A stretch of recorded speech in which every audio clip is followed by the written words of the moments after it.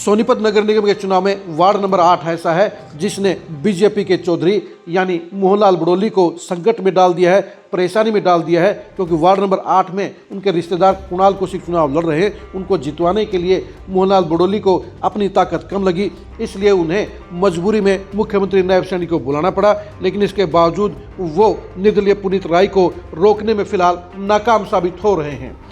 Ward number 8 के चुनाव में घमासान मचा हुआ है, लेकिन अब ये तस्वीर साफ हो चुकी है कि पुनीत राय को ही बाकी के 3 टॉप कैंडिडेटर अपना प्रतिद्वंदी मान रहे हैं और पुनीत राय को ही घेराबंदी करने के लिए बीजेपी ने पूरी ताकत झोंकने का काम किया है। नमस्कार, मैं हूं कुलदीप शिरान।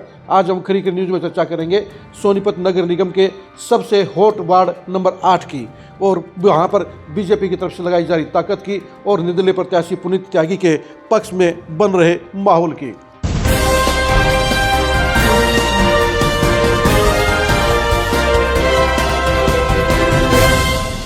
वार्ड नंबर 8 इस समय सबसे ज़्यादा चर्चा में है क्योंकि मोहनलाल बड़ोली और माईराम बड़ोली के रिश्तेदार कुणाल कौशिक के चुनाव में ताल ठोकने के बाद बड़ोली परिवार ने इसे प्रतिष्ठा का सवाल बना लिया है। इसे जीतने के लिए बीजेपी ने पूरी ताकत झोंकने का काम किया है। बीजेपी के बड़े बड़े नेता वहां पर कैंप कर रहे हैं। मुख्यमंत्री का दौरा कराने के बाद कुणाल कौशिक के हौसले बुलंद हुए हैं, लेकिन इसके बावजूद निर्दलीय प्रत्याशी पुनीत त्यागी का जहाज उनके काबू में नहीं आ रहा है और पूरी ताकत लगाने के बावजूद कमल खिलने के आसार नजर नहीं आ रहे हैं। और यही वजह है कि पुनीत त्यागी की घेराबंदी करने के लिए बड़ोली परिवार ने सारे ताम झाम झोंक दिए हैं। लेकिन पुनीत त्यागी के पक्ष में जो सबसे बड़ी बात है वो ये है कि बड़ोली परिवार को उनकी काट नहीं मिल रही है, क्योंकि पुनीत त्यागी इमोशनल लेवल पर चुनाव लड़ रहे हैं। पुनीत त्यागी का चुनाव इसलिए मजबूत है क्योंकि उनके साथ में हर उम्र के हर वर्ग के लोग चुनाव प्रचार में जुटे हुए हैं। उनका वोट बैंक पक्का है और इसकी सबसे बड़ी वजह यह है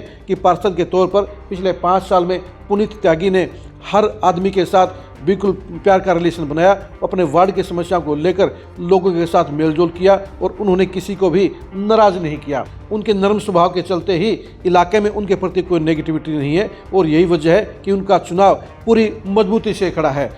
बाकी के 2 प्रत्याशी यानी सचिन कौशिक और पवन कुमार भी उनकी घेराबंदी करने के लिए पूरी कोशिश कर रहे हैं, लेकिन साफ तौर पर नजर आ रहा है कि मुकाबला अंत में जाकर पुनीत त्यागी और कुणाल कौशिक के बीच में होगा।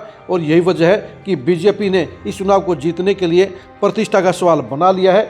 बीजेपी ने जहां बड़े नेताओं की ड्यूटी इस वार्ड में लगाने का काम किया है, वहीं एक एक वोटर को कैच करने के लिए बीजेपी माइक्रो मैनेजमेंट भी कर रही है। लेकिन बीजेपी की माइक्रो मैनेजमेंट के ऊपर, बीजेपी की प्रोफेशनल पॉलिटिक्स के ऊपर पुनीत त्यागी की इमोशनल पॉलिटिक्स भारी पड़ रही है, क्योंकि पुनीत त्यागी के साथ में जो लोग चल रहे हैं वो प्रोफेशनल वे में नहीं चल रहे हैं, बल्कि वो अपनेपन में चल रहे हैं, वो रिश्ते नाते के साथ चल रहे हैं, वो भाईचारे के साथ में चल रहे हैं। और यही वजह है कि पुनीत त्यागी के आपको रोड शो में जो नज़ारा नजर आएगा वो कुणाल कौशिक के रोड शो में नजर नहीं आएगा, क्योंकि कुणाल कौशिक के रोड शो के अंदर फॉर्मेलिटियाँ ज़्यादा हैं, वहाँ लोग औपचारिकताएं निभाने वाले ज़्यादा हैं, वहाँ पर लोगों की संख्या आपको बेशक से पुनीत के बराबर नजर आएगी, लेकिन जो जोश और करंट पुनीत त्यागी के समर्थकों, साथियों में और रिश्तेदारों में है वो कुणाल कौशिक के चुनाव अभियान में नदारद नजर आता है। और यही वजह है कि इमोशनल कार्ड के बलबूते पर पुनीत त्यागी कहीं ना कहीं अपने चुनाव को ऊपर उठाने में कामयाब हुए हैं।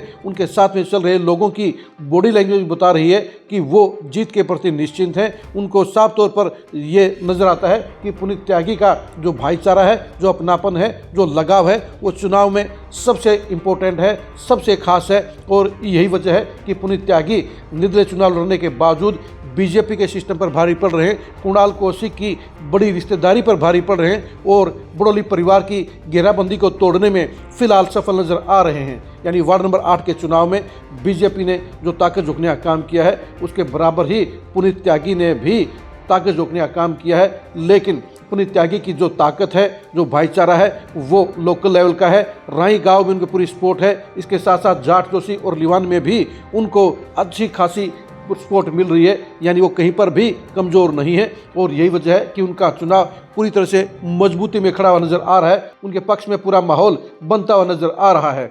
आप वार्ड नंबर 8 के चुनाव के बारे में क्या सोचते हैं, कमेंट करके जरूर बताइए।